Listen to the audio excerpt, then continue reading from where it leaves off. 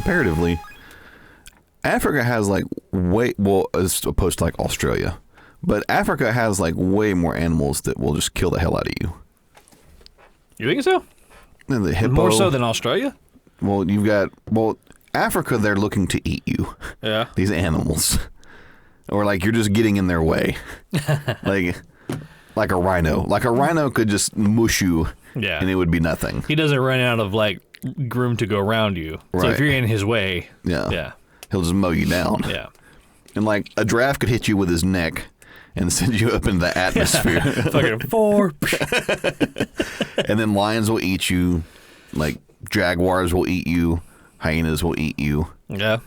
Hippos. I don't know if you mentioned hippos. Will eat you. They have crocodiles over there. They will eat you. Yeah.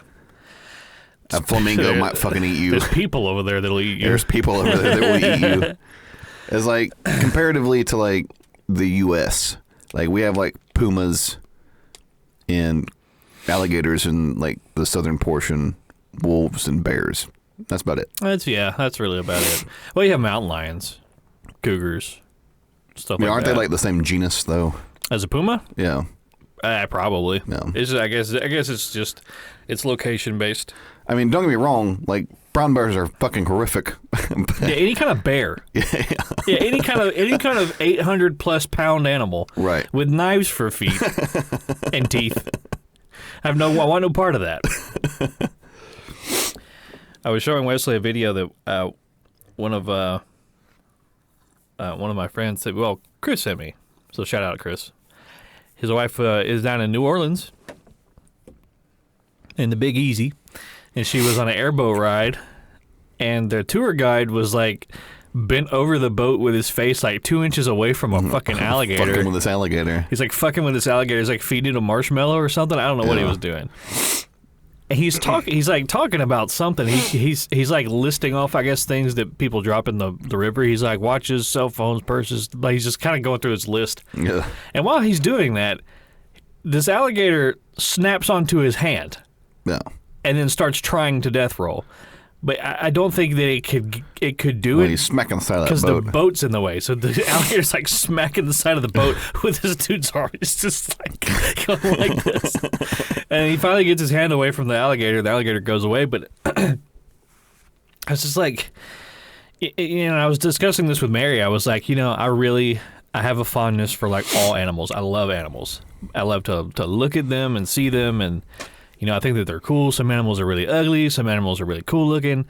I was like, but some animals I only want to view from a safe distance. Right. An alligator is one of those. Right. Not 2 inches away from his fucking face. Imagine if that gator had jumped up and latched onto that dude's fucking head. Just pulled him into the fucking river. Nobody else on that boat knows how to operate the thing. I imagine he's like the whole time he's still going through his list. He's like, watch his cell phones.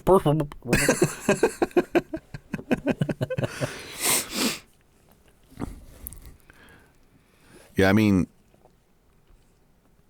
there's I like animals, but like you said, at the same time, there's certain animals that I really want nothing to do with them. Yeah. Unless it's like me standing behind like a plexiglass wall. Yeah. Like a fucking chimpanzee. I have no interest in being close to a chimp. Yeah, I mean, when we went to the zoo over in Italy, I told you that there was that chimp there that I showed you the video where it walked up to us. Mm-mm. So he was right next to the orangutan, and we walked over there, and they had like a big plexiglass thing. Yeah. And they had them in the same like habitat? No. I was about to say that's a dangerous game they're playing. They were nearby. Okay. Yeah, it's so fucking come to our zoo. All the animals are in one pen. We just open the gates at 1 p.m. and just see what happens. Imagine the fucking ruckus. This fucking animal fight club every day. That honestly would be fucking insane to see.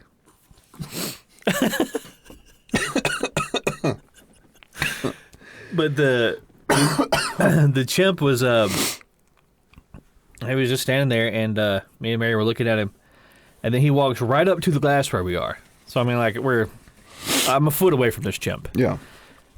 I mean, I'm in no real danger, obviously, because there's like a plexiglass there, but still being that close to a chimp, knowing what a chimp is capable of, it made me feel a little uneasy. Oh, yeah. And then you start thinking about these people that put these fucking things in their houses and make them wear diapers. And well, isn't it like they said like chimps are in like the Bronze Age now or something? Or I like think it's the Stone Age. The Stone Age. Or Yeah, like, they're Bronze Age. There's no chimps out there smelting bronze. well, I know like they're training dogs. Like a chimp will train a wild dog to do what it wants it to do. Yeah. That's fucking horrific. Yeah, humans did that really early on, too. Yeah. Probably Stone Age. Like, what are we going to do? And I know we've brought this up before. Like, what are we going to do if, like, as the human race, like, there's another, like, chimps, like, begin to progress? Like another conscious, intelligent species. Yeah. I think that's such a long process, like multiple generations. Right, because one chimp is suddenly going to become intelligent. It's not like put on glasses yeah. and wear a lab coat. I see. It's he's not going to be like that, was that maybe George of the Jungle? Yeah. With the...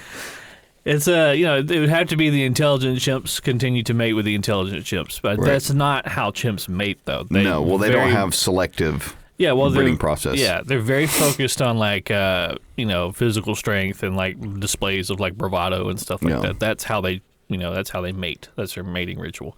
Like with humans, the reason it worked out is because the smarter ones would. Well, not only that, but like the females are more selective in their mating process than like a female chimp. Right. Yeah, there's like you don't see harems very often with like humans. Unless it's like some degenerate sex party. In today's day and age. Well, back when they all wore loincloths, that wasn't the case.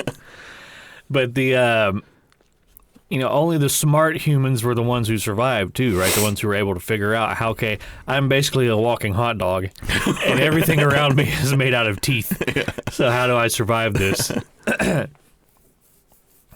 So the dumb ones didn't last very long. Right. But there's been a resurgence of those. Yeah, there certainly has. Because there's no obstacles anymore. Right. There's no danger anywhere. I think one of probably the biggest contributing factor to why chimps have not evolved so much is because humans are really the only ones that will shape the environment to meet their own needs. Right. I mean, like, you have. Like, animals will make, like, nests and things and clear out brush, but that's totally different than what I'm talking about. Chimps themselves can kind of adapt to, like, right where they are. Yeah. Like, I don't think that, like, I know that, like, Western lowland gorillas will make beds on the ground, but I think a chimp will just fucking climb up a tree and sleep in it. No. So as long as it's, like, the chimp's after two things, like a place to sleep and someone to fuck, and then, like, as long as he's got that, there's no reason to really improve anything else. Right. Like, all my needs have been met. Yeah. Maybe humans had like an innate curiosity. What if I do this with that? Yeah. Even the first guy that put a stick on a rock and realized he could hit things even harder. I wonder if he did that and there was like some old school caveman. He's like, "This the fuck is this newfangled thing?" Yeah, I don't understand. You kids and your rock sticks.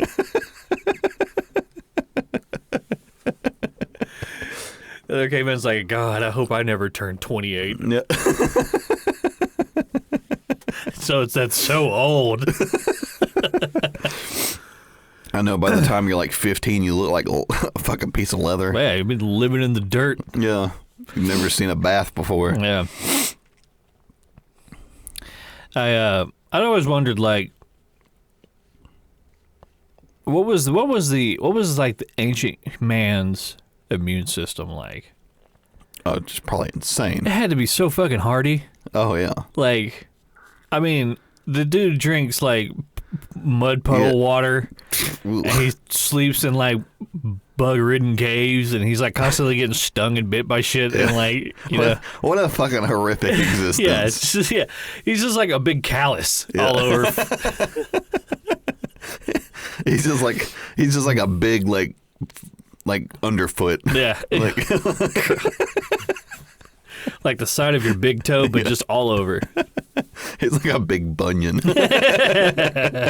That's Paul Bunyan. All Bunyan.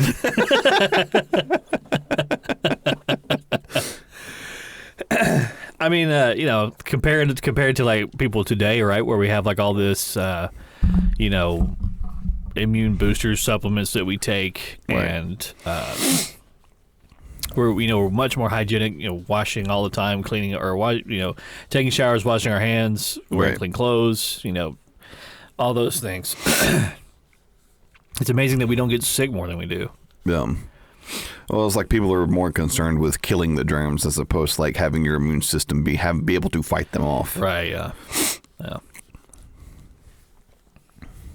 I mean, it's like that's why you see so many like super bugs that come through because people have taken like these, antibiotics and everything. Like they were giving them out like candy years and years ago. Yeah. And then all of a sudden, like what it was killing is just not killing it anymore because it's adapted to circumvent the medicine that you've been providing. It's like, so what we do now? Like we have this bug that is, we can't touch it anymore. Right. And like we just have to go like even further into the extremes of chemical warfare. Right. Within our own bodies. Yeah, I think essentially what they did is they were just like, yeah, we're just not going to give out these antibiotics unless it's a very extreme case. Yeah, I don't think that I haven't gone to the doctor for things like ear infections or anything like that in a very long time. But I feel like the last couple of times, I feel like when I was a kid, I used to get antibiotics all the time. Like anything. Like you got a cut on my foot, antibiotic. Especially like when you get strep throat, like it was, you got an antibiotic for that. But I don't feel like I really get prescribed those anymore.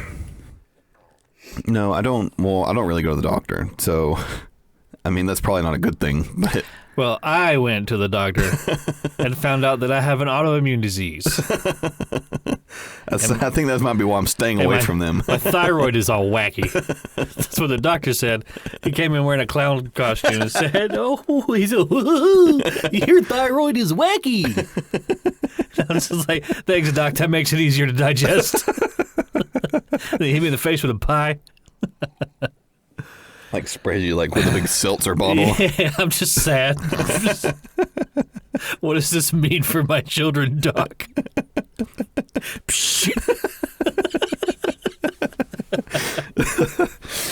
Oh man. My situation isn't all that bad. Really, the worst thing about it is, I didn't really realize how important your thyroid was as far as like your energy levels. Mm-hmm. Like your thyroid is like, it's important for a lot of things. Like it's a huge part of like just your day-to-day function. Like for me, one of the biggest side effects I feel like is not so much like a lack of energy, but just like a kind of like constant terror. This existential dread. But I mean, sometimes it's bad. Like I just feel like I feel like anxious, you know. But I think a lot of that might have to do with just me being in my own head about it. No. Like that's kind of the hard part, right? Is being able to tell like, well, how much of this is me and how much of this is like my body. Right. Am I causing the issues? It's like a self-fulfilling prophecy type situation. Yeah. I can't really tell, but I will sometimes get heart palpitations, which in and of themselves are not dangerous, but they're just shocking and they're concerning when you feel them because you are the thing that's pumping blood around your body. Yeah, but it's like you're not supposed to be aware of your heartbeat. Right. Like your body is supposed to be. It's kind of like breathing on its own. Right. Like you're not supposed to be constantly focused. Until somebody says something about it, and then yeah, and you're like, oh yeah, that. It's kind of the same thing with the heart palpitations. Like I'll be sitting around or doing whatever. And then it'll like beat really fast for like a couple seconds, and then like that's all I can think about the rest of the day. Right. It's like, fuck, is my heart working? Yeah. And I'm like constantly checking my heart rate on my Apple Watch. You imagine like the first like couple of organisms where like they had to actively like make their body do that thing. Oh yeah. Like imagine if like somebody had to die because they forgot. Yeah. Some like prokaryotic being, whatever it is. Some amoeba. Can you imagine nowadays if everybody just like stood around like in like a deep thought, Yeah. like trying to make sure like everything on the inside's working properly? Yeah, it's like, don't talk to me right now. I'm trying to make bile. You couldn't get anything done. Yeah, no, you couldn't. Like, how am I supposed to fill out this spreadsheet? I gotta sit here and pump my own blood.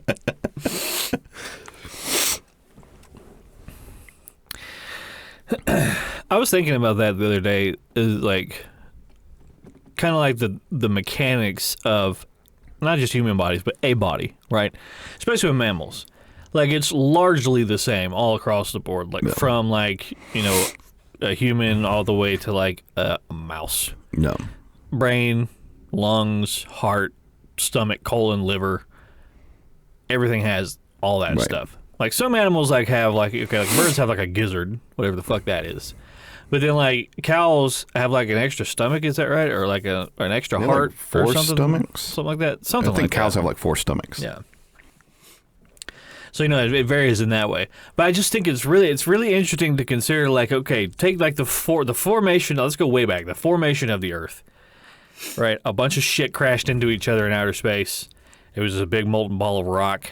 It cooled, and then somehow there was life. No. I think it was a big ocean at first, right? So you would have had things like plankton, microscopic, that kind of thing. And then I think it was actually the plankton in the ocean releasing oxygen into the atmosphere. Right. And which then probably created like plant life. Right. Because at this point, the Earth already has gravity. If there's water sitting on the surface of it, so like the gravity does affect the gas. Right. It can't just go out. It can't just leave the planet. Right. You know, it's affected by that. Right. So then you create it's pulling an atmosphere. it back towards the center. Right. Yeah. So all the way from like microscopic little guys, you know, putting out oxygen to the current day. Right. Now we have all these plants every fucking where, and there's all kinds of animals. Right. Like the vast difference between them, right? Like giraffes. Right. A giraffe's and a cat. Right. You know what I mean? Or like a giraffe and like a fucking wasp. Yeah, exactly. Yeah. Fucking insects. Yeah, what is this? Yeah, there's this whole other thing with insects. Right. And insects are fucking crazy because there's like, how many species of those are there? We don't know. So we have no way of knowing. No. We don't even know what all's in the fucking ocean. No. Lots of scary things in the ocean. Yeah, lots of scary things. Lots of really fucking spooky looking shit. Especially like once you get going down towards like the bottom. Yeah. Like the deep Yeah. Marianas Trench type of. Yeah. That's Type of not. deep. Yeah, you don't want to be down there. No. I don't want anything to do with that. No. That fucking squid that looks like a marionette puppet thing. Oh yeah. Well, wasn't like in was it the Gulf of Baja or whatever it is? Is that the one that's like on the Pacific side of Mexico that has like you know where like Tijuana is at, and there's like that little strip that like comes down and it creates like a gulf. You're talking about between the peninsula and the. Yeah, like if you're looking on like the Pacific side of Mexico and you go up towards like California, there's like a little dick that hangs off. Yeah, it's a peninsula. Yeah. Exactly. Or you can call it a country dick, whatever. Yeah.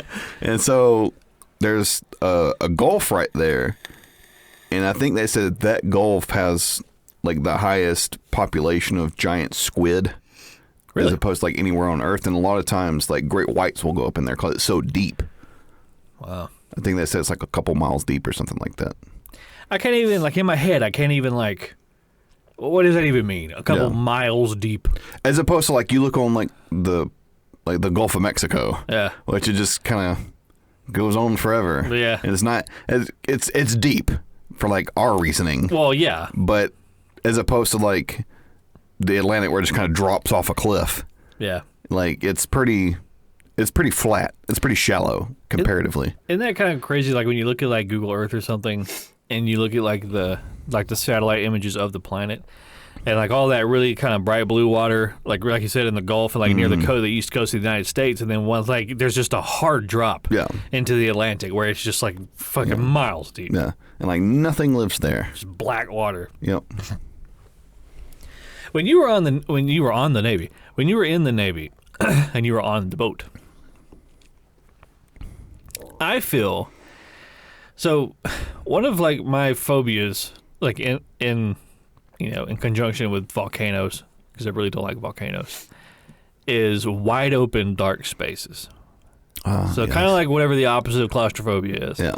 So if I was like out on like the deck of a ship in the middle of the whatever Atlantic Ocean with no land to be seen in forever on all sides, and there's no lights outside either. It's just pitch black. Right. It's like that's a fucking nightmare for me. Like I would have like a crisis. Right.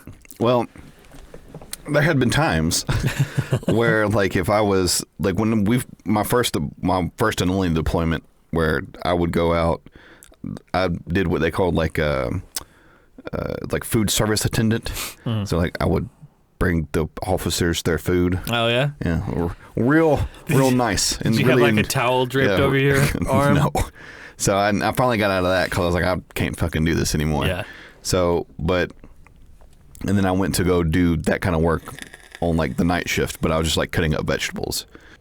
So it used to be that you would have to take like all the extra food like that nobody ate and you just dump it over the fucking side. Just chum the waters. Yeah, chum the waters. I mean, there's nowhere you can fucking take it. Yeah. And so I would like go out because like they called it the wardroom, which is like where all the officers ate.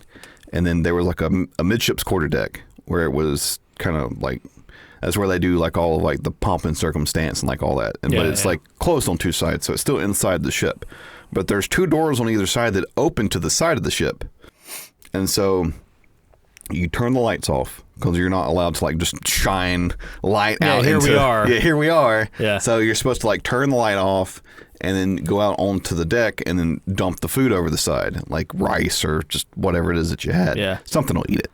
And so there had been plenty of times where you kind of have to take a guess as to how far the railing is. Oh, God. From what the door you just opened. Oh, Jesus. Because you can't tell how far it is because it's pitch black. Yeah. Like if you turn that light off in this room, and turned everything off, it would still be darker. Yeah. There is no lights. And so, and you can hear the wind whipping by you and like the ocean being moved aside by the ship.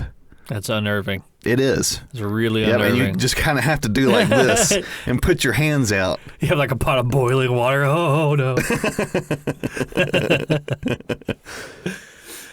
Yeah, I remember like when we went to Mammoth Cave in Kentucky, and they took us down into like that kind of large like atrium type area. Oh, like inside the cave? Yeah. Like at the opening or like once we got in the cave? Like once we got in the cave, like we were pretty far into the cave. There was like a large, like kind of like a large just opening in the cave, and they shut all the lights off. Yeah, it's like I've never experienced darkness like that before. Like literally, like, you can hold your hand like right here in your face. You'd never know. Cannot see it. No, there's just zero light. Nope. No photons. Nope. Not a one. They're all gone. Yeah. Yeah, that's I specifically remember that because I remember like crawling through. There was like a spot. It was called Dead Man Squeeze, or a Fat Man Squeeze. No, that's Rock City, but that's like outside, and there's two rocks, and you kind of have to get through them. You just shimmy through them. This was like an opening like this big, and it wasn't vertical. Yeah, it was horizontal. Mm-hmm. So, and you kind of had to like squeeze through it. And who's to say that this massive, rock formation doesn't just shift a little bit. Just a touch. Just a touch. Yeah. And then pinch your head off. Yeah. The weight of the earth. The whole planet. Just falls on you. Yeah. And just mushes you. Yeah. You get turned into borscht. Just immediately. Like that much pressure, like all at once, will probably flash fry you. Yeah. Ugh. What a way to go.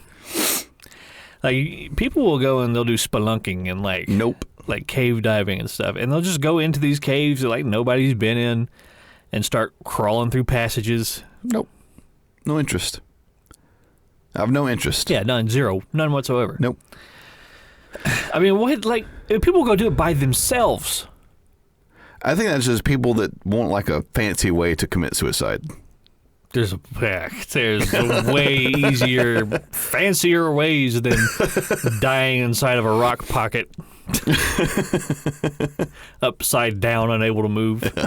Getting chewed up by God knows what down there. Yeah, whatever's down there. Some kind of like cave crawdad. What a fucking nightmare. I remember one of like the most horrific movies I'd ever seen as far as like a horror movie is concerned is what's the name of that movie? Where it's like these people go spelunking in this cave. I know what you're talking about. The Descent? Yeah. Yeah. And they like get down there and like they can't see, and there's like these humanoid things that live down there. Mole people or something down mole there. people, and they're chasing them around. Yeah. I'm like, oh, don't like that. Just the whole thing. Yeah, the whole thing's very unnerving. Yeah. I don't like it at all. It's sort of like Freddy Krueger. Yeah. Yeah. Where you can't get away from him. Yeah. You have no agency. Like, if I was like out in an open field with this thing, like I have the upper hand. Yeah. Like, Yeah. Like if the bright sun is out. Yeah. But, you know, I'm in his stadium right now. Yeah, so. we're on his turf. Yeah. He's got the advantage here. I like movies where like there's like a like a superstitious kind of like group of people, like they believe in like some kind of like weird like Incan god called like Maquatzalcoatl or something like that. And like, you know, throughout the whole movie, you know, you're kind of like, well, obviously that's not real. And then at the very end, like Maquatzalcoatl comes out of like he comes out of the fucking temple or whatever. Like, fuck, he's real. I love it when they do shit like that. Like one of my favorite ones who kind of did something like that was Cabin in the Woods. Yeah, that was a good one. I enjoyed that one. I don't want to spoil it for anybody, but I mean the movie's been out for like 15 years now. Yeah. So like they have to make 4 sacrifices to appease like the old god or whatever who like slumbers below the earth. Yeah. And then like, you know, they over the course of the movie they fail to do so, and then they shoot that big hand come up out of the earth. And you're like, it's real. Was that the one where like they go down into like this? I think it was Cabin in the Woods. It was like they go down and they like see all like these horror monsters down there. Yeah, they're like the little squares. Yeah. Yeah. And they're like in different containers or whatever. Yeah. Like in a compound. Yeah. Yeah. That movie gives me SCP vibes. Like all the different like monsters in containment. Oh yeah. Yeah.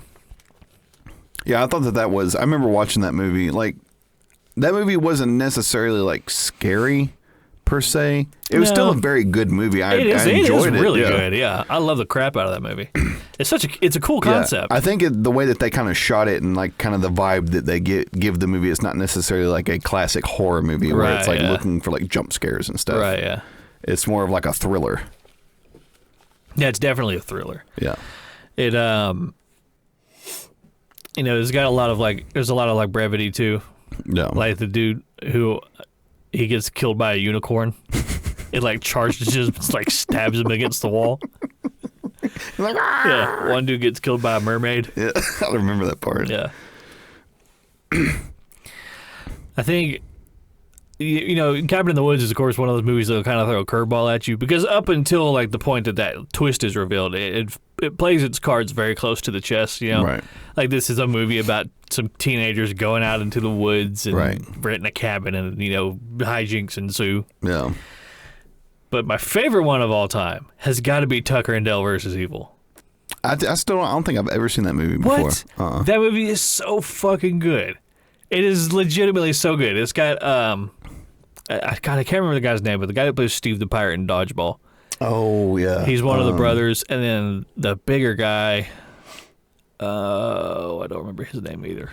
I think he's actually from Letterkenny. He might be on Letterkenny. I might be wrong about that. But that's another one. I like those, like I like a twist when it's the theme that gets twisted. Right. You know what I mean? Like a lot of times, like I feel like nowadays, like it's very rare for me to watch a movie with a plot twist. Yeah. And it catch me by surprise. Like I'm usually like, you know, I can pick up on that stuff pretty good. Yeah. I tell you, the last movie that actually got me was I don't remember the name of it, but it was a movie with Jason Momoa, and he was like trying to avenge the death of his like daughter and his wife. That sounds familiar. Something like that. Yeah. I wish I could remember the name of the movie. I could tell you to go watch it because it's fairly recent. I don't want to spoil it, but it has a really good twist. Yeah. So like a supremely executed twist. Like I remember I was watching it with Mary, and we both went, "What the fuck?" Yeah. You know.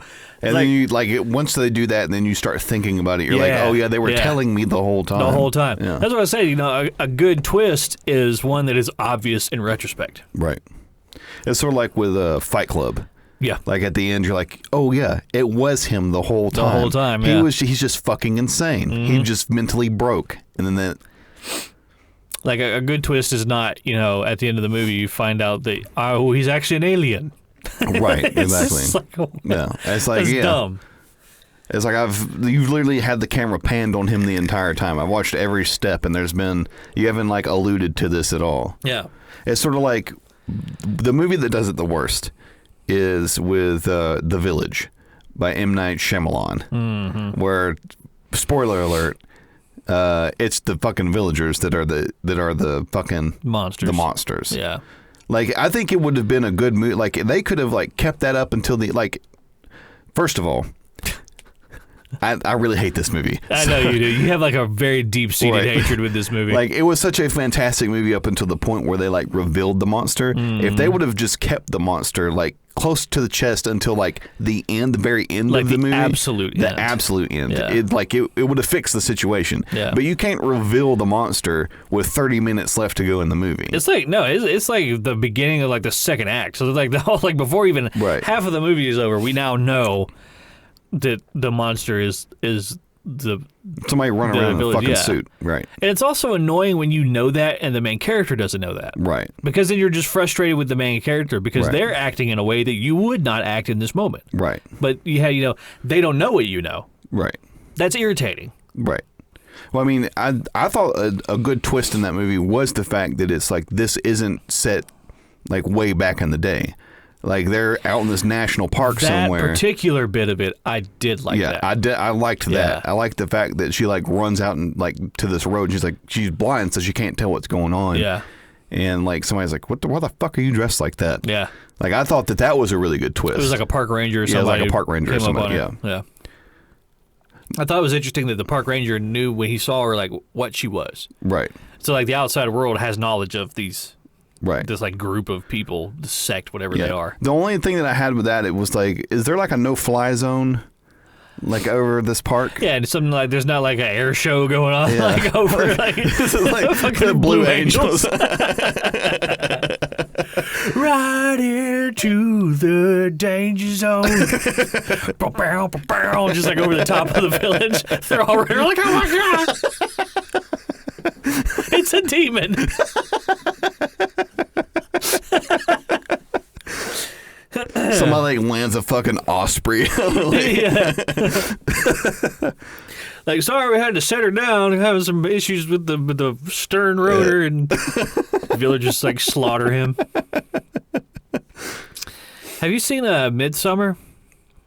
I don't think so. It was a horror movie that released, I want to say like 2 years ago. I've not seen it, but like I ended up watching like a synopsis video about it.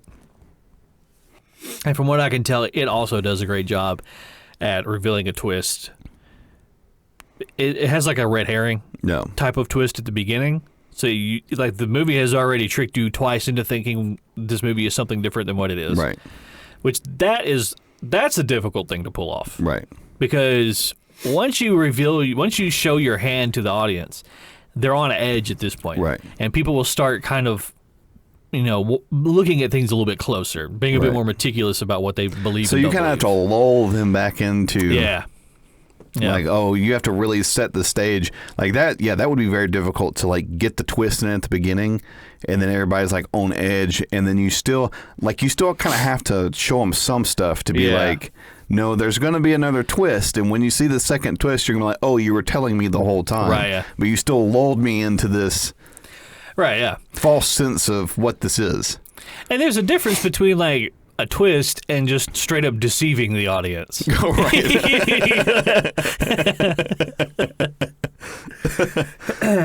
Like, with M. Night Shyamalan specifically, I think that the problem was, so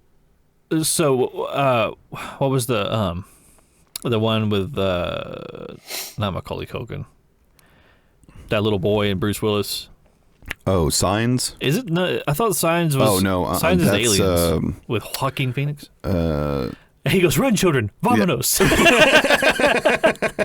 He's watching a TV like they can fucking hear him. It's a stupid fucking scene. No, you're thinking of shit. Sixth Sense. Yeah, Sixth Sense. Sixth Sense. So as far as like a twist is concerned, like that movie I think stands far and above everything else. Yeah. As far as like how supremely executed that twist is. Yeah. That was his like first one, right? I think so. I think that was like his directorial debut. Yeah. I think the issue there, though, is he tried to capture lightning in a bottle several times. Like, he kept trying to recreate that same like feeling, and he just, Well, with his movies, you're like, where's the twist? Yeah, because he's done it so many times at this point. So it's like, I don't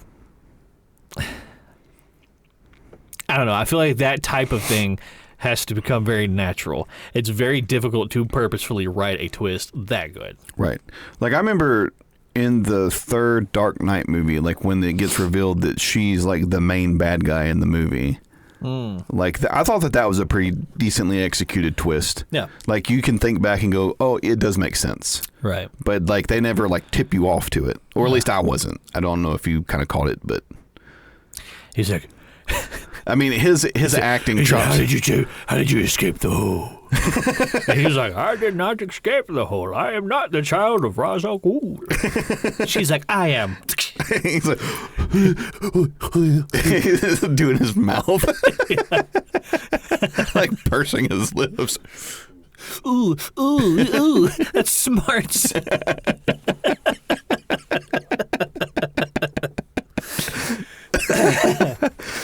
They should have like just went ahead and put the nipples back on the bat suit. Oh yeah.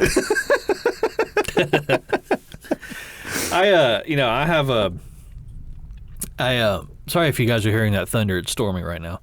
But I have no love in my heart for college humor. I think that I think that their day in the sun is over. Yeah. But some of the best stuff they ever put on the internet was the Batman.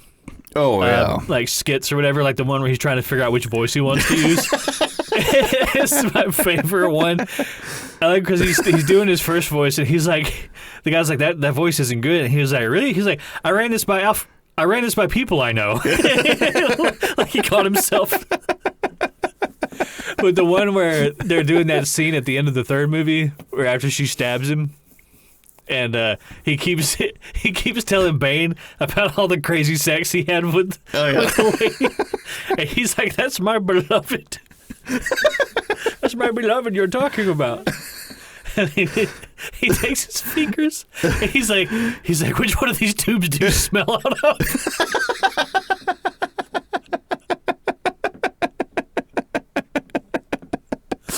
Oh my god. Oh god. I think that the DC is still riding the struggle bus with their movies. Oh yeah. Well, I mean, I think first of all, there's superhero movie burnout. Oh yeah, absolutely. I think people want to take a break from superhero movies for a while. Because it just permeated cinema for the longest time. Right. Like the last 15 years, it's been like that long.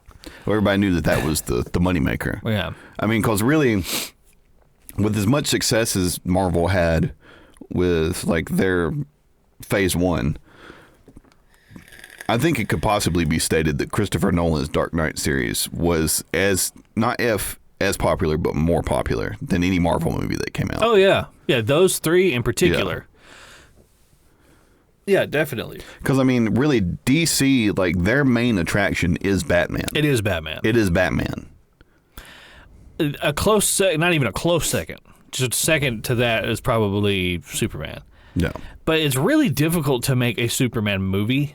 Right. I think because how do you take a guy who has no weaknesses other than, plot device, the green little plot device. Right. How do you take that guy and give him a problem to solve? Right. It's like when he can just like punch his way through it. Yeah, I mean, right. Whatever. I feel like with DC, as far as so I think Marvel, in the contest as far as movies are concerned, Marvel obviously wins that. Yeah. But as far as animated shows go, DC had the best animated shows. Like all that stuff. Like there's almost every single Batman series is great. Oh yeah. The fucking Justice League and Justice League Unlimited are my top two favorite animated superhero things ever. Yeah. Because they're both so good. The thing that I really like about, and it might be a Warner Brothers thing too, because we'd mentioned before they did the same thing with Static Shock, but they were not afraid to tackle concepts like political ideology, different types of governing authorities, social things. But they did it in a way that was, when you start talking about stuff like that that's kind of controversial, you kind of have to be, responsible about how you address it. Yeah. You can't really pick sides. Right. You know what I mean? Because when you start doing that, well, you're gonna alienate somebody. You alienate half your audience. Right. But all the DC stuff, especially Justice League Unlimited, right? There was a big overarching story in that particular show about what gives the Justice League the right to act. To circumvent humanity's authority over themselves. Right. Why are we? Superman was Superman's argument was, but we aren't doing anything wrong. Right. It was like we only help people when they need us. Right. It was like, he's like, but what gives us the right to step in and be the peacemaker? Right. And that was Batman's point, because Batman is he's just a normal fucking dude. Yeah, with a bunch of money. So it was really cool that they would address things like that would make you think. Right. And not just here comes Captain Badman. He's a Nazi. He's a Nazi, yeah. And the good guy soldier is going to beat him up now. Yeah. Here's a 15-minute long CGI cutscene. I can't believe the good guy won. Oh, my God. I guess that's why, if I'm going to watch any type of superhero stuff, I do like it to have some more adult themes. Like the Dark Knight series was definitely you can't sit down with a 5-year-old and watch that. It's not meant for 5-year-olds. No. And the same thing with you could really say that definitely with The Boys. That's very yeah. I'm not going to let a child watch The Boys. Yeah, it's not going to happen. I think you shouldn't watch it if you're over 50. Right. There's a very small window where this show is meant for you. And then there's certain movies that are like that, where they kind of take some more it's more storytelling as opposed to the good guy. Yeah. One of my most favorite superhero movies is Logan. Yeah. Logan does such a good job at showing you what the end of Logan's life looks like. Right. Wolverine. Yeah. And it's not pretty. No. Because he's fucking old. Yeah. It's not supposed to be pretty. He gets the shit kicked out of him all the time. He's bleeding everywhere. Yeah, he's having a hard time healing. Right. Yeah. He's coughing and hacking up a lung. Yeah, it does a good job. That movie particularly does a good job with addressing mortality. Right. Which we all one day will have to face. Right. Him and Charles both in that movie. Right. Do the same thing. And it's interesting that they had Charles in there too, because they both look at it very differently. Right. I think that they're both accepting of the fact that they're going to pass on. Yeah. But Charles is more at peace with it, and Logan is definitely railing against it really hard. Right. Which is interesting because up until this point, Logan's been basically immortal. Right. Yeah, and wasn't the whole thing with that was it the movie where he goes to Japan? It was one of the Wolverine movies where they extract that from him or something. Yeah. They give it to that Japanese dude. Yeah, who was the guy that he saved from the atomic bomb? Yeah. Is that what that was? Yeah. Yeah. That's such a good scene. Oh, where he's on top of him with the he's holding down the lid or whatever. Yeah. And he's just getting fried. Yeah. Owie! Yeah, but like up until that point, it was very like PG-13. Like I always thought like the Wolverine movies should definitely be R-rated. Like it's Absolutely. Yeah, there's no reason for these not to be R-rated, especially he's shoving knives into people's brains. Yeah. So like the fact that like they were like for the last Wolverine movie, like Logan, like we're gonna give the people what they should have had at the beginning. Yeah. Like I thought that was such a masterfully done movie. Like it to kind of end that character arc. Like I thought that it was mwah.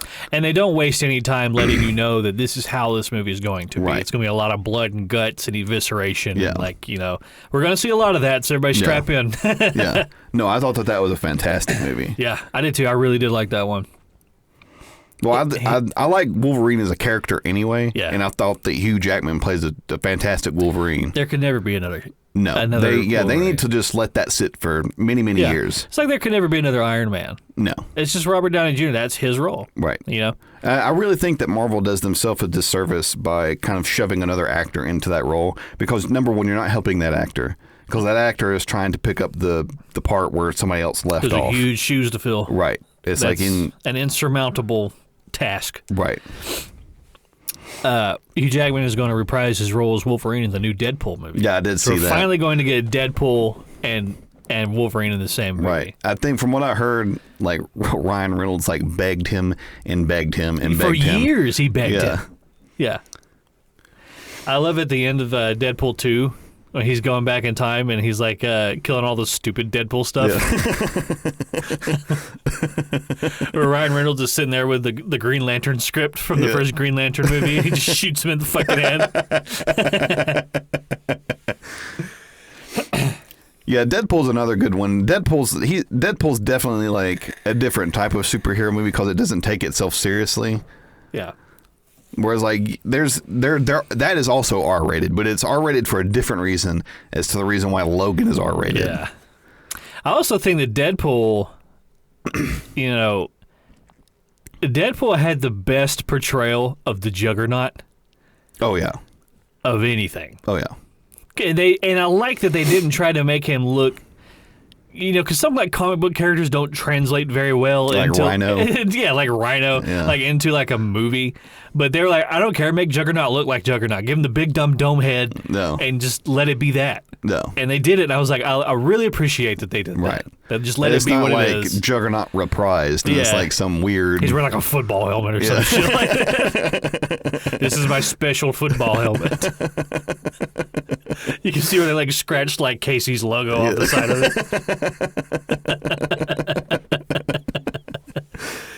it.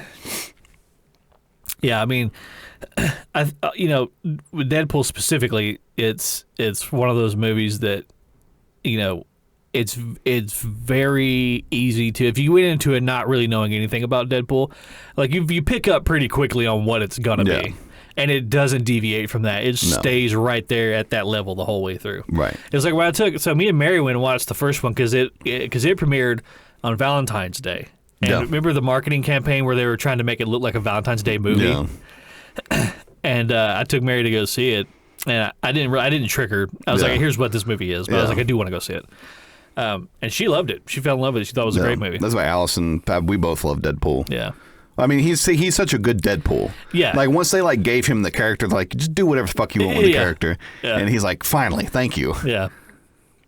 It's good too because he is an actual fan of the character. Yeah. Like he wanted to be Deadpool as opposed to like just going and getting somebody like, here, play this character. Yeah. Or play this superhero, and like this person doesn't know fucking jack shit. Yeah, here's a job. Yeah. Yeah. Well, I think the writers of Deadpool, they say even in the comic books that, they envision him looking like Ryan Reynolds. Right. So that was kind of, I think that seed was planted a long time ago. Right.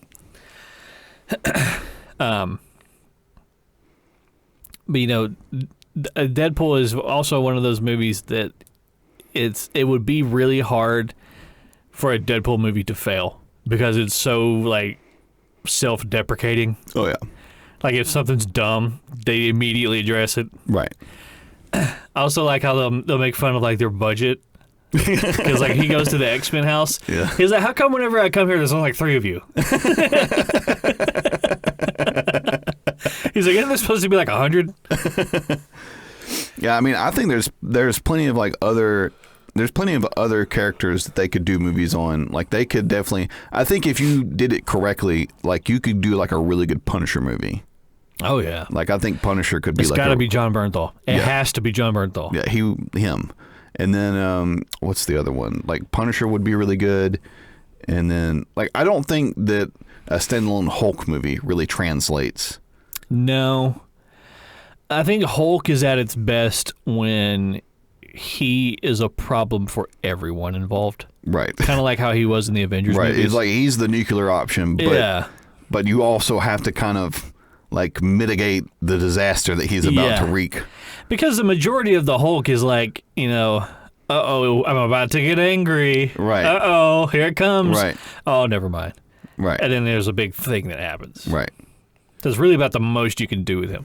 But if you have him as like an ancillary character, like with these other characters, that's when he works the best. Right. Because really, if you're telling the standalone story of the Hulk, you're not really telling the story of the Hulk. You're telling the story of Bruce Banner. Right. Which the first couple standalone Hulk movies did not do that. No. They were very much focused on the Hulk. Right. And I thought it was interesting that, the Marvel movies, like Endgame and things like that, they gave Bruce Banner a lot to do. Right. Aside from just being the Hulk. Right. Like he helped create Vision. He helped create Ultron. He, was in the big Hulk suit for a long time. And Right. I was like, it was cool that they gave his character, some importance to the story other than you're big and green. Right. Like I thought another good one, and it didn't get as much like hype as the rest of them, but I thought he did a very good job. I like him as an actor anyway. Is the Venom movies with Tom Hardy? Is Mark Ruffalo in those movies? No. Are you talking about like the standalone Venom movies with Tom Hardy? Yeah. Yeah. So I thought that number one, I think he plays a good Eddie Brock. Yeah. I think he does that role fairly well. Yeah. And then I like Venom as a character anyway. Yeah. I like how Eddie Brock is very he's like a he's sweaty. He's very neurotic. Yeah. He's just a fucking mess. Like he never looks good that whole movie. No. He's just like he's always disheveled and sweaty and like hyperventilating. He's so like, can you calm down, please? I thought that even though I thought he played the role well, like I would not have picked fucking Woody Harrelson to play. Oh no, to play Carnage. Yeah, Cletus Cassidy. Yeah, but with he did his good fucking though. Ronald McDonald hair. Yeah, I noticed that in the movie they changed that. Yeah, like in the post-credits scene in the first movie when they introduce him, he's like wearing like a Party City red wig. I wonder who greenlit that. It looks awful. If I'd have been Woody Harrelson, I'm not putting that on. I'm not putting that on my fucking head. No. No, I thought he did an okay job as Cletus Cassidy. I believe they probably could have picked a better actor for that role, but I thought that he did an okay job. For the longest time, it was going to be Jim Carrey. See, he would have played that role. He would have been perfect for that role. I think it just because they planned on making those movies a long, long time ago. Right. And when they were probably trying to. I remember like once the Venom thing happened in Spider-Man 3, I think there was a big push for people. They wanted to see more Venom. Yeah. But they didn't just want to see Topher Grace's Venom. No. Yeah, his Venom wasn't even like big. Yeah. It was just Topher Grace in a black suit. Yeah. Like you said, with his Party City vampire teeth. It looks terrible. It honestly looks horrible. Yeah, but I think that Jim Carrey might have just been, he's getting up there in age. Yeah. He can't do a whole lot. Right. Now, granted, that movie is a ton of CGI. CGI. But still, I think, it's still very high energy, especially for that character. Well, let's shift gears here for a minute before we run out too much time and talk about our Super Cringe Thursday pick for this week. So, for those of you who didn't see it, now there's a lot involved here. So what happened is there's this thing called Games Done Quick, and it's a charity event, and they get these people together who speedrun games, and all speedrun means is you play a game beat a game as fast as you can. Right. And it's got a huge following. Tons of people do it. Tons of people watch it. And a game's done quick. They will have people speedrun a particular game. People watch the live stream, and they donate money to a charity. So all in all, it's a good thing that we're doing. The problem is that the people you're live streaming are speedrunners, and they're like gamers to the nth degree. Right. And they have all the social ability that you think that they might. Yeah. These are the people that kind of gave the quote unquote the gamer. Yeah. Like this is like the it's like an avatar, if you will. They're like if Reddit made a person. Right, exactly. So in this particular video that we posted, there's a guy who is speedrunning a game called Tomba, which I think released on like the PlayStation 1. It was a very kind of an older game. No. And there's 4 people on this couch that's way too small for 4 people. They're packed in there, man. Yeah. It's very uncomfortable. And there's the guy playing the game, and there's a guy to his left, a guy to his immediate right, and a guy on the right of him. The guy to his immediate right was not supposed to be on the couch that day. Oh, really? The guy to the right of him was his friend and invited him up there because it was his birthday. No. So I'm going to have to name these characters so we can keep track of who we're talking about. The guy playing the game, we'll call him Pants because he was wearing pajama pants. And the guy to the right of him is known as Chibi, so we'll call him Chibi. Yeah. So Pants is playing the game, and he's just, delivering some very, very low-key kind of dialogue. This isn't a thing where you're supposed to act, entertaining for the viewers. Right. They're literally just, the people watching this are just watching you to play this game fast. Right. That's and all I they did wanna notice see. with some of his, like what he was talking about, he was actively talking about the game. He's like, oh, and now this part comes up. I really appreciate what they've done here or whatever. So he's actively talking. He's talking in a way that you might think that he would talk anyway about the game. Yeah. I think he had an idea of how he wanted this to go. Right. Well, Chibi is sitting next to him. And Chibi is doing his absolute best to make friends with this guy. He's cracking these really dumb jokes. He's making these funny voices. He's just not picking up on the social cues that Pants is giving him to please stop talking to me. In fact, stop talking at all.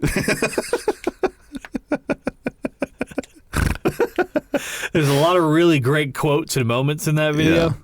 One of my favorite ones is where Chibi says, "It's really interesting how lots of villains in video games are portrayed as pigs." And there's like this long pause, and Pants just goes, "Such as?" And Chibi names off like 3 different people, and there's another long pause, and Pants just goes, "Thank you for the list of evil pigs in video games." Just so mean. This is so mean.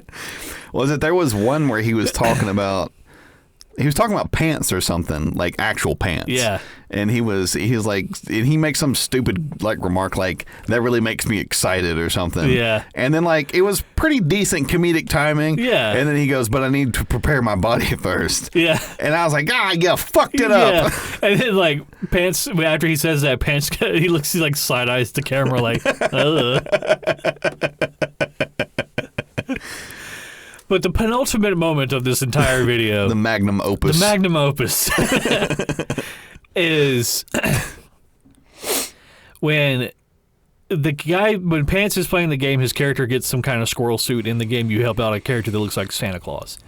And Chibi makes a comment. He says, "So it's confirmed that Santa's #1 helper is a squirrel." And there's a long, awkward pause. And Pants just goes, "I would really prefer it if you would be quiet." And there's another long pause. There's another really long pause. And then Pants feels bad about what he said. But he goes, "But yes, you're right." I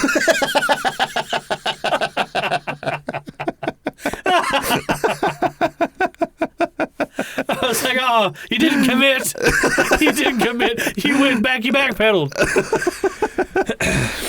And you can just see Chibi sitting there. He's just defeated. His shoulders sink, Yeah. He holds his mic down. He's very sad. And it's just, now there's just this tension. Right. This is just sitting in it. He's just sitting there, all four of them on this couch, just sitting in this tension. And the only thing that breaks the tension is somebody donates to the stream like $20 and said, "Thank you for the funniest thing I've ever seen in my entire life. I'll donate another $20 if Chibi can do 20 jumping jacks." And it's the worst jumping jacks I've ever seen. The best part about that, though, is after that announcement is read, Chibi kind of perks up a little bit. No. Like, he's like, "Oh, the people love me." Yeah. And Pants is like, he's just like, oh my God. He's like, "I just want to get through this." And he's about to start talking about some technical aspects of the game, something that he's passionate about, obviously. Right. He wants to speak on. And the moment that he starts to speak, Chibi gets up and he claps and he starts doing jumping jacks.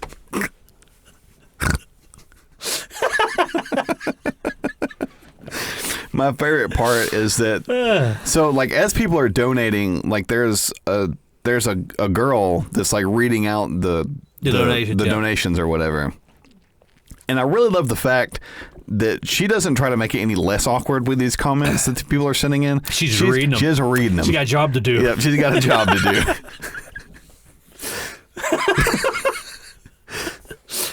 do.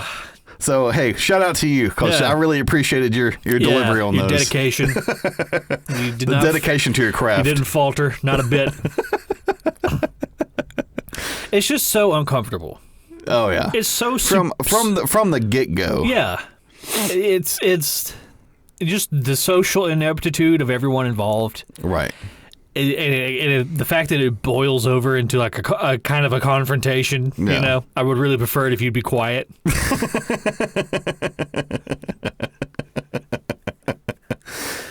So I was telling Wesley that following that incident, Chibi gained a little bit of a following. People wanted more of him. Yeah. Not for the reasons that he thought. Yeah. So Chibi himself was a speedrunner, and he would live stream his own speedruns, I guess, on Twitch or whatever it may happen to be. And he was playing a game called Super Paper Mario. You might have heard of that. And there's a part in the game, so when people speedrun, they'll perform glitches in order to like skip whole areas of the game. Because the idea is to get to the end as fast as possible. And he goes to do this one particular glitch that, you know, is known within the speedrunning community to be basically impossible. Like, you have to kind of be a computer in order to do it. Right. But he pulls it off. And the thing is, he doesn't react to it. I'm talking about, he accomplished something that's like a 1 in a billion chance of doing, and he doesn't react to it at all. So immediately his chat is like, there's something really, really sus about this. Yeah. And during the stream, somebody took the clip and like did frame by frame and found out that he was cheating. He was using a tool in order to do it. Really? And then posted the evidence in the chat. Like, it's just like fucking like that. It was so fast. So Chibi got called out for being a cheater. Yeah. And I guess this is like the ultimate sin in the speedrun community. Yeah. Because they, for years, just shit on him for that. And bullied him and doxed him and, you know, stuff that they shouldn't have done. Right? You know, online. Yeah. I mean, you know, leave the guy alone. No. Just don't watch the stream. Yeah. And then they found somehow, and this is Chibi's fault, but they found that he had been sending nudes to minors. You can't do that. So that's on you, Chibi. But the streamers... The people who were watching didn't like contact the police about it. No. They instead chose to call his mom and blackmail her with it. Oh, nice. So they're being shitty. Yeah. And so now there's streams where his mom comes into the room and she's begging him to stop live streaming because it's ruining their lives. Right. And it's just sad. Oh. It's just so sad. The whole situation is just sad. And then you find out that Chibi is actually like learning disabled. And you're just like, oh God, it's just... This gets worse. It just gets worse and worse. And then I think like a lot of his infamous, you know, notoriety or whatever kind of died down for a little while. For a few years. And then Iwata died, who was the president of Nintendo Japan. Yeah. And, you know, people were moved and affected by it, and like everybody loved the guy. Yeah. He, you know, particularly when the Wii U launched and failed, he took a pay cut to make up for the loss of profit. No. Rather than punish his employees. Right. So, like, what CEO is doing that? Right. None. So he was very beloved by many. So when Iwata died, Chibi hosted a live stream where he wore like a tuxedo, like a one would wear a tuxedo to a funeral, I suppose. Drinking champagne, you know. And he's speaking on, you know, how much he appreciated what Iwata's contributions to the video game community, blah, blah. He reads off this eulogy. And, you know, you're watching this and you're like, well, this isn't really that bad. Like, it's a little bit much, but it's not that bad. Like, you know, his eulogy was actually pretty well written. No. And then he goes, now I would like to sing a song. Oh, good. And he starts singing this song that, like, was from Final Fantasy, which is not a Nintendo property, for one thing. And also, it's in Japanese. So, you know, what are you doing, man? Yeah, so there was a lot of lore that sprouted out of that whole. Yeah. I really prefer it if you'd be quiet right now. You know what, though? If Chibi had taken his advice and been quiet, a lot of this would have been avoided. Right. Exactly. So Baby Pants was just trying to help him after all. We couldn't see it at the time. It's kind of amazing how people get notoriety like that, and most of the time it's just by happenstance. Yeah. Like, had his friend not invited him up there, oh yeah, like, he would have never gained a following, probably. The funny thing is his friend never spoke the whole time. It was only Chibi and Pants. Right. And the only reason that Pants was speaking is because Chibi wouldn't shut up. Yeah. So, you know. What are you doing? Yeah, had he not been there, had he not been on that couch, it would have been like, what would his life be at this point? Probably a lot better. Right. You know. Also, you know, I don't know if it would have stopped him from sending nudes to minors. Who knows? That seems like a him problem. A little bit deeper of an issue. There's I've been meaning to send it to you. I just keep forgetting. There's another one of a live stream of games done quick that is really cringy. Where there's a guy, and I forget what game he's speedrunning. He's speedrunning some Zelda game because he's dressed up like Link while he's playing. And you know, it's kind of an odd thing because like it's rows of seats and they're all facing the screen and nobody's really talking. No. It's just like 6 or 7 people watching this guy play a game. No. And no one's really saying anything. And there's a girl among them who is like knitting a scarf or something. And she's at some point she speaks up and she goes, now I know that some of you, like, it's dead quiet and she just starts speaking. No. Now I know that some of you may have noticed that I've been knitting this whole time, and the reason that I'm knitting is that my mom has cancer and this and that and the other, blah blah blah blah. And she just keeps going on, and people are just kind of like, people in the front are just kind of like looking back at her like, why are you bringing this up right now? What the fuck are you doing? And nobody's really interacting with her. Like, everybody's trying to act like this isn't happening. The guy playing the game is completely fucking deadpan. He's not even hearing her. He's zoned in on this Zelda game, man. And at one point, he's like playing the game. If you ever played a Zelda game, you know that when you swing the sword, Link like goes, ah, yeah, yeah, like that. So she's like tearing up and crying, talking about her mom's cancer, and you just hear Link, yeah, yeah, yeah, yeah. And she goes, excuse me, can you stop? To the guy. Yeah. Like, no. That's not why we're here. Number one, why are you here? Yeah, like, why? Okay, like, I'm sorry that your mom has cancer. That sucks. That really fucking sucks. Yeah. Okay, but there's a time and a place for everything, and it's not here, and it's not now. Right. And you're asking him to stop. The whole point is that he doesn't stop. Right. Like, what are you doing? Like, I don't understand Like, why would you be there in the first place? Like, obviously, I guess somebody invited you here. Maybe she thought that she'd have some kind of a platform to talk about her mom's cancer. Then fucking get a webcam. I mean, if her idea was if her the ultimate like, I'm gonna goal infiltrate this speed run. Yeah. If the ultimate goal, I guess, was to get people talking about it, here you and I are talking about it, but still, I mean, the whole thing is just. Ugh. You know what they say. Gave me cancer. There's no such thing as bad press. I'm starting to believe that a little less these days. Yeah. Starting to think that there's a lot of bad press out there. more so than the opposite.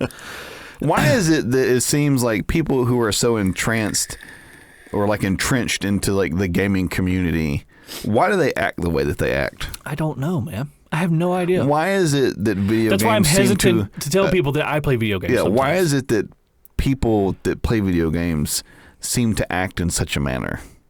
I just don't get it. You know, the majority of it, or the worst of it, is people who are hyper-focused on one game. Right. Right. Like speedrunners in particular, like as evidenced by these two situations. Right. Fighting games also. Yeah. Like people who are real like Mortal Kombat. Yeah, Mortal Kombat, Smash Bros is probably the worst one. There's so many accounts of like Smash Brothers tournaments taking place at these hotel convention centers, and they had to beg them to put on deodorant because the smell of BO is so assaulting and prevailing. Rancid. Yeah. So I mean, I don't know why that attracts the unwashed masses. The unwashed asses.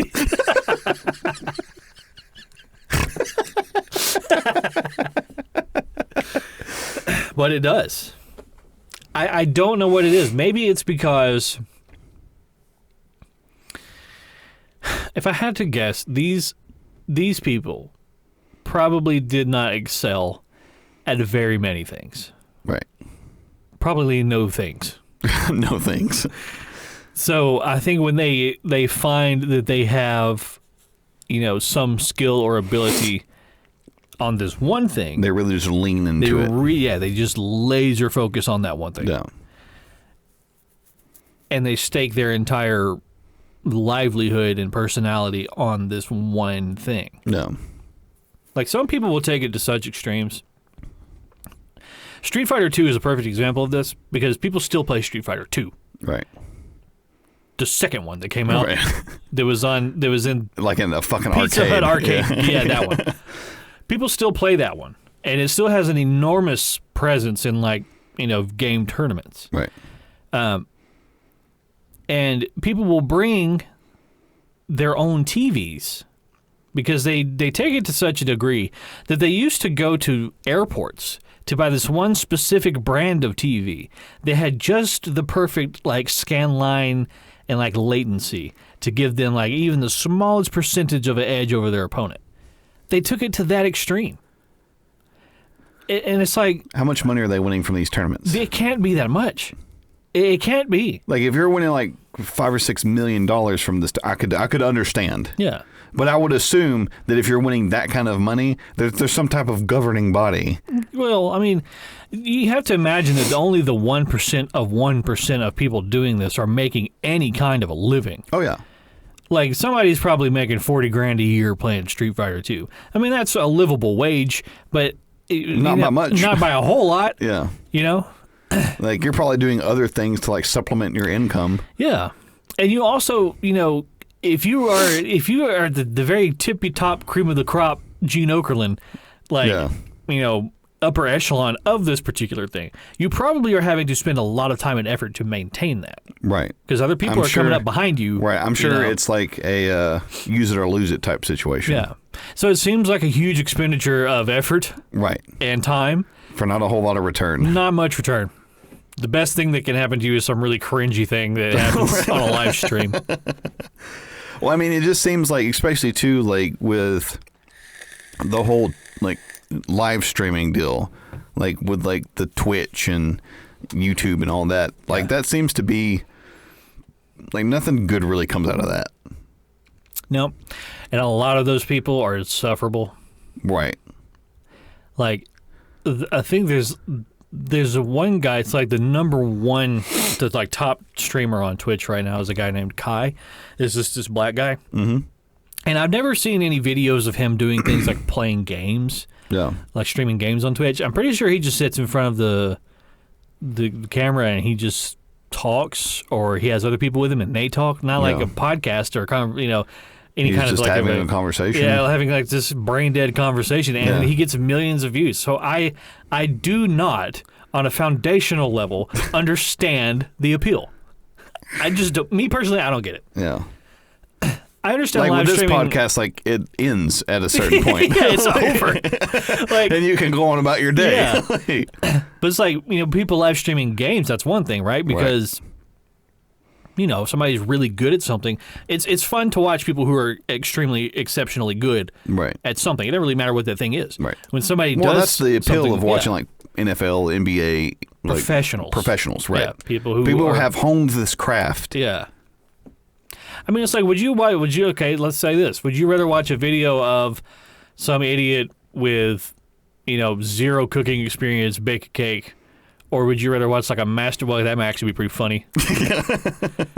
But I think you get the point that I'm trying to make here, right? It's more enjoyable to watch somebody who's really good at something. And yeah, I mean, I guess it's like people, like they understand that they haven't cultivated this skill in order to be considered like a master of this craft. Yeah. And so they're having to do something that would put them above and beyond all these other people. Yeah. So it's like, what can I do to make me stand out? Yeah. And most of the time it's act like a fucking asshole. Yep.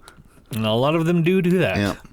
Or wasn't there like some girl on Twitch that was like selling her dirty bathwater? Yeah. She was like a problem. Like a lot, she was the focus of a lot of discourse on the internet for a long time. I can't remember what her name was. I could see her face, but I can't remember what her name was. It was something with dirty bathwater girl. Dirty _bathwater _girl. XX loves Green Day 69. Oh, God, it's going to drive me crazy. What was her name? It was Belle Delphine. That's it. Her name was Belle Delphine. Yep, I remember now. Yeah, she ended up actually doing like porn. Yeah, well, I guess that tracks. I mean, that kind of seemed like the natural progression of. I just figured, that would probably be the next thing that you would do. It's like, because people just, the insatiable appetite for whatever this is, it just kind of progresses to the next thing. Dirty bathwater, though? Yeah. Like, part of me believes that she was just filling it up out of her tap and smacking a label on it and shipping it out.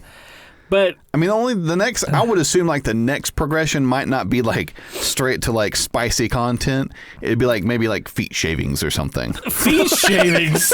They're already buying like dirty bathwater. What do you mean by feet shavings? Like you see like they take a zester to their heel. Like stick it in like a little Ziploc bag.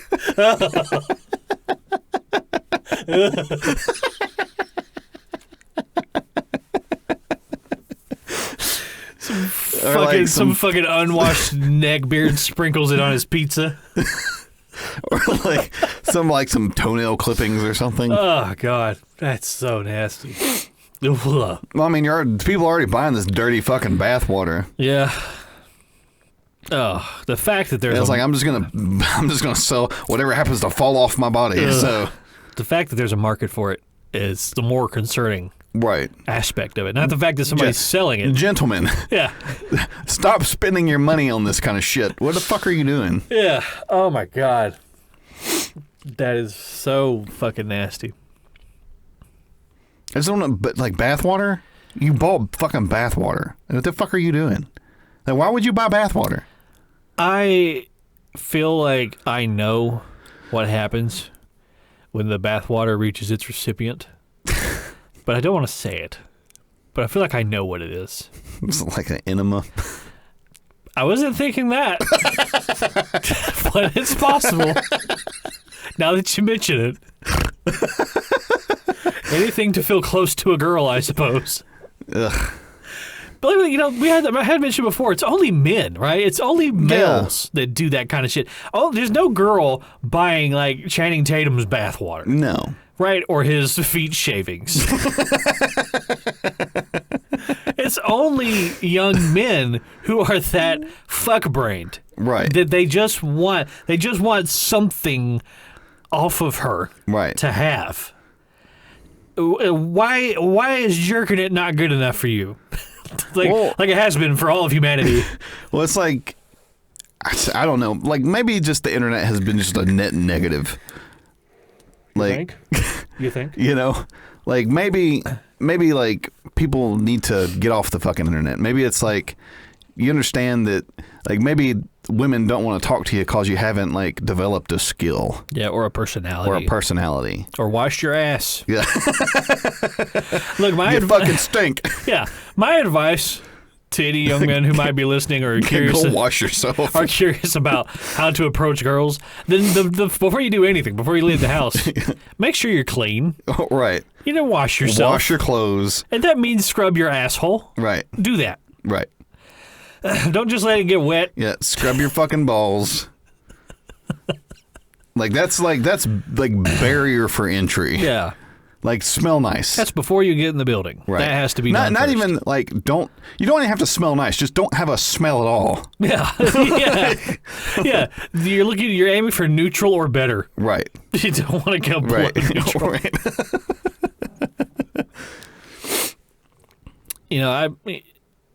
That when I was a kid, preteen, teenage, I was always really concerned with, like, do I stink? Like, do I smell bad? No one ever told me that I did. I just assumed everybody was being polite. Right. But I washed every day and I wore deodorant and cologne because I was concerned that I was so accustomed to my own musk that I didn't smell. I'm not going to notice it. Yeah. But, like, that was always in the back of my head, like, do I smell bad? Right. But I didn't have the balls to go up to anybody, go up to somebody who doesn't like me. Like, hey, I know you hate me. Will you tell me if I stink? Right. I know I can get an honest opinion out of you. Because I remember, like, especially in middle school, some of those kids just... Oh, boy. The B.O., man. Yeah, it's like, how do you not have enough, like, self-awareness? Yeah. Because, I mean, there's certain times where... Like, if I'm, like, active during the day, like, especially, like, during the summer, like, if I'm out, like, working in the yard or something, like, I'll go to do something, like, at some point, like, I need to go take a bath. Like, I need to go take a shower and, like, get all this shit off of me. Musky. Yeah. Yeah. That comes from being a human. You secrete. Right. Constantly. Take your finger and rub it across your nose. That's oil. It's just coming out of you all over the place. Right. And middle school is such a weird time, too. Because, like, you start developing BO, and that wasn't something you really had to deal with before. There's, like, enormous hormonal changes in your body, so you start smelling and secreting. Right, like, your underarms start to fucking stink. Yeah. And it's like, you haven't developed the routine every day of getting up and putting deodorant on. Yeah. So sometimes you forget. Yeah. And sometimes you don't even shower when you get up. Yeah. You just throw on some clothes and you head out the door. Just fucking go out the door. Like a little gremlin. A little dirt-caked gremlin.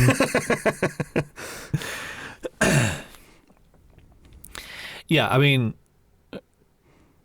people are nose blind to things like, smokers, number one. Right. People who smoke don't realize how much they smell like smoke to people who don't smoke. Exactly. And people who smoke weed in their cars on the interstate don't realize... I can smell that 8 cars behind you. And it only gets stronger when I get closer to you. I can very easily nail down which one it is. Oh, it's the Ultima with the tinted windows. Big Ultima energy. Big Ultima energy. Well, before we go, I wanted to bring up the article that I sent you the other day. Oh, about the all the water. The subterranean ocean. Yeah. Yeah. So, and I feel like that's a bit of an overstatement as to what that is. I think what a better apt description is that there is a lot of water that is about 400 miles beneath the surface of the earth. Entirely inaccessible. Yeah. You can't get to it. And essentially, it's not, you shouldn't think of it as like a just like this water sloshing around. Like essentially what it is it's a type of like rock formation. They said it was a crystal. Yeah, it's like a crystal rock well, formation. They actually said that it kind of existed kind of like in a quasi state between all three forms of matter. So it's not a gas, it's not a liquid, it's not a solid. Right. It's some kind of weird It's like a big thing. sponge almost. Yeah. And so essentially like they said it was like 3 times the size of like all the oceans on Earth. Mm-hmm. Is like in all capacity. This in capacity, right? Yeah. Not just like square miles, like right? In capacity, right? So about 400 miles down, like essentially is like all this water. And I thought it was interesting how they found this was that they were using seismometers to like measure earthquakes. Yeah. And they started seeing like there was like this ripple effect. Yeah. That they would see, and they were like, "Well, what is that? Like, why is it traveling?" Further, like why is the seismic energy traveling further all the way down here than it is up here, like in the crust, in the mantle? And then they found out that there's all this water down there, and I thought that was really interesting. There was another article that was linked in there as well, and it was like way back in like the 1600s. There was a guy that he had traveled like near like South America, like near the they said Maori, and I'm not sure exactly where where Maori I can't think of where that is. Folks come from. Yeah. And so like he visited like this large landmass, and like he kind of went back and told everybody about it, and then like people went to this area and like they couldn't find it. Like it just it wasn't there. Yeah. And they're like, "You're a fucking lying piece of shit. What are you talking about?" And it's he's like the island from Aladdin. Yeah, he's like, "No, I swear to God, like it was there. Like it was there." And so essentially what happened was as like satellite imaging has become more and more like apt to like be able to scan stuff, especially like ocean floors and like all that kind of stuff. At pretty much the exact location where he said that this like continent is that it sank into the ocean. That's wild. And so like there's like this large landmass that's just sitting there, like, and they could tell like it used to be like it's like a continent is like raised up, right? So it's not just like the bottom floor of the ocean just like kind of came up a little bit. Like obviously at some point like this was up out of the water. Right, yeah. So I thought that was interesting too. it is interesting. Like that's a really cool thing to start thinking about, like the shifting of the earth, because as far as when you think about the earth, it kind of seems like it's just like this rigid thing. Right. But it's like, you think everybody knows about Pangaea, was like the massive supercontinent, and it split up into all the different, continents as we know them now. But that didn't happen in a day. That was millions and millions of fucking eons is how long it took for that to happen. So it's not a measurable thing that we could see happen in our lifetime. In one human lifetime, you'd never pick up on multiple lifetimes. You would never. Right. The only reason I think they were even able to figure that out is just because like the shape of everything kind of looks like it was all together at one point. Yeah. Well, I think they said like essentially where like the continental floor ends for South America, like it fits perfectly with Africa. It was like, so given that, they could tell that that like, stuff was like shifting around. Piece. Yeah. But there's also the polar shifts that happen. And there was actually a guy who, said that a polar shift happens like once about every 80 or 800,000 years, and we are about 400,000 years overdue for one at this point, just based on his like calculations. Yeah. And he said that happens rapidly. He was like, that happens over the course of a week. He was like, what happens is something about pressure underneath like the crust of the earth. All that rock underneath us becomes molten all the whole way around the earth, which means now that the top layer of the earth can freely move around like it's sitting on top of a bunch of ball bearings. Yeah. He was like, and when that happens, landmass starts to shift and the earth itself starts to rotate, and the electromagnetic poles of the earth will shift. Interesting. And he was like, they have hard evidence that this has happened several times in the past. Yeah. He was like, and it kills everything that's on the surface. Right. Awesome. How come it is that every time there's like this big, awful thing, it's always like, oh, and by the way, we're overdue for that to happen. Right. Like Yellowstone. Yeah. It's like, well, that's supposed to explode like every 600,000 years or something like that. Yeah. And we're like 40,000 years overdue. Any day now. Yeah, any day now. The west half of the U.S. will explode.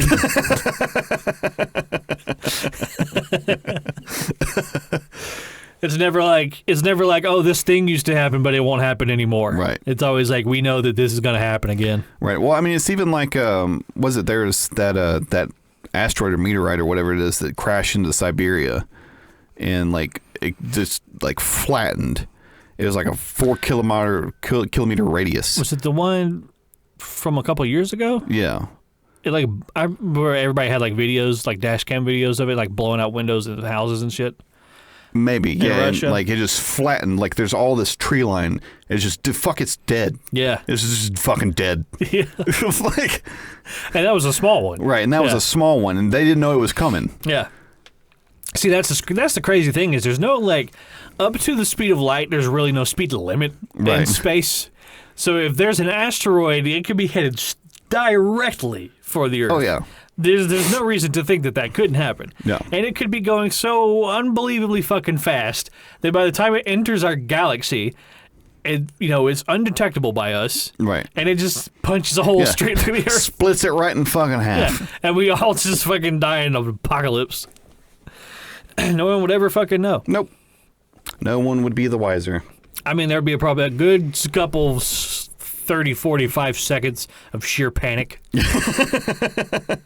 The world over. But, I mean, prior to that, you were just sitting in line at Wendy's. Yeah. Didn't know that was going to happen. At the fucking grocery store trying to buy hamburger meat for the week. Yeah. Trying to buy a dozen eggs for $10. It's just fucking bullshit. Throw it in the cart. All of a sudden, Kroger is 1 million miles above sea level.